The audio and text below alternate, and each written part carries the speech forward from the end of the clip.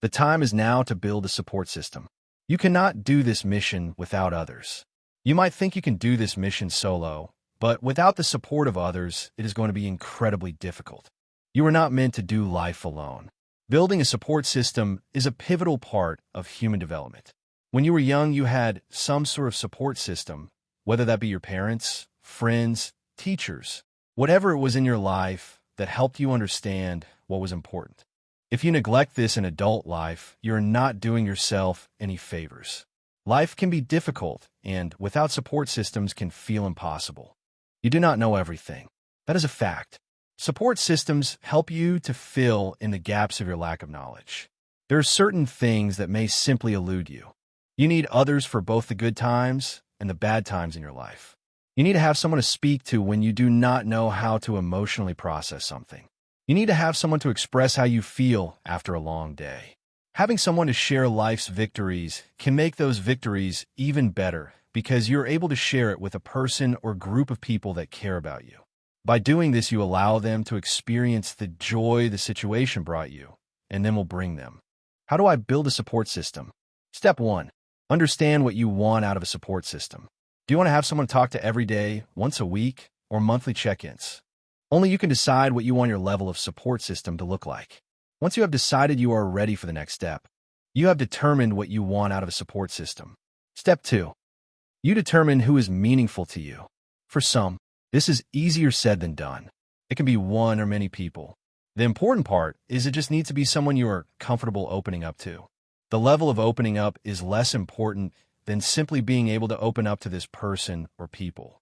Generally, the longer someone is in your life in a positive way, the more likely it is that you're able to open up to them. Step 3. Invite your support system into your life with an honest, vulnerable conversation. Have a frank discussion with them about being part of your support system. Let them know that they are important to you, and that is why you choose them to be involved in your life in such a deep, meaningful way.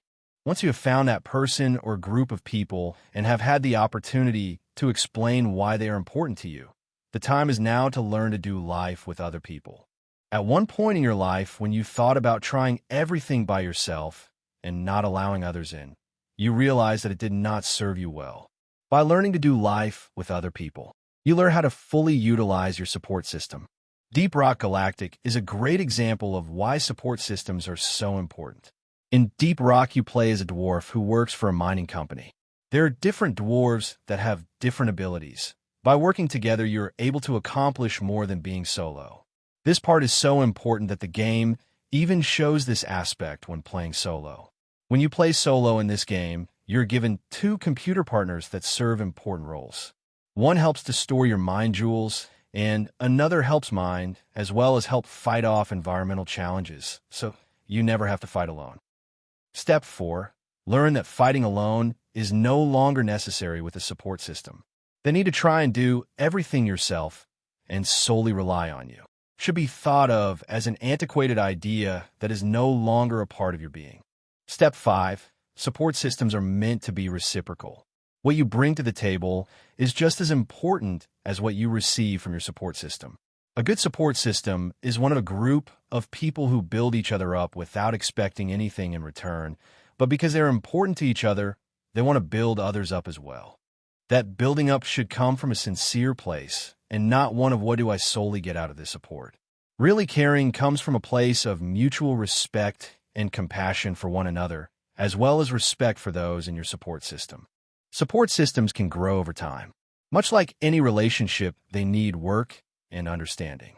Everything might not be exactly what you want it to be at the beginning, but if it is built on a strong foundation of mutual respect, the system can only grow more fruitful. Step 6. Make sure that your support system is healthy and not codependent. Support systems are just that, support. Support systems do not run your life, nor can they make your day-to-day decisions for you. They are there to share the good and bad, but at the end of the day cannot, nor should not be your sole decider on how you run your life. This is the important part in earlier steps when you discuss how much you want your support system in your life. Again, this is only something you can decide. Healthy support systems do not want to control your life. They want to help celebrate your good moments and provide a safe place to share when you are not sure how to deal with the bad moments. Characteristics of a good support system include individuals who are in a spot that you want to be in. They set good examples by their actions and allow you to speak freely and do not judge you when you make a mistake. Support systems will share their opinions, but at the end of the day, will let you make the choices that you want to make because they understand the concept of autonomy and the role that they play in your life. Step 7. Make sure that you let your support system know that you're grateful for them and for their support. Sometimes we take our support systems for granted, especially when we have good moments in our lives. We sometimes can let individuals only in our bad parts because we need someone to talk to. Do not forget to share your victories as well as your defeats. A good support system will want to hear both, and will let you know what their boundaries are of your relationship up front. It is perfectly okay if sometimes your support system cannot get to you right away. That might be their way of being busy or simply processing what you have told them. Support systems do not always need to provide answers. Instead, the most important thing is that support systems make us feel heard. Let me know in the comments what you think about support systems. Have you had a good experience with them, or are you in the process of rebuilding them? Let me know who is important to you and is a part of your support system. Step 8. Audit your support system once a year. Make sure it is balanced and that you are both receiving support out of your relationship. You want to make sure it is not a one-sided relationship in either direction. This audit will allow you to have real conversations and grow with the people you trust the most. Being vulnerable is a sign of strength, especially when things are not necessarily going well. Step 9. Learn how to be a good steward of your support system's time. When you're first building or rebuilding your support system, you might question how long I should speak with my support system. The answer, like most things, is it depends. It depends on what others have going on. It depends on what you have going on. Sometimes you need a support system that is willing and able to provide a lot of emotional labor, and sometimes the monthly or quarterly check-ins are all that is needed. Being respectful of boundaries and setting clear expectations from the beginning is crucial in being respectful of other people's time. For example, if your support system is a group of people that all work normal business hours, and you call them while they are at work all of the time, they may not pick up every time simply because of prior work commitments. This does not mean they're ignoring you. It simply means they also have things they need to get done. Respecting that is important and goes back to the idea of reciprocity in support systems. Step 10. Practice gratitude always. Having a supportive system in your life is something you should be grateful for. Not everyone has individuals they are comfortable opening up to. There are a lot of people who are still doing life alone, whether by choice or they feel like they have no one to talk to. If you found something interesting or learned something new, please subscribe and like the video.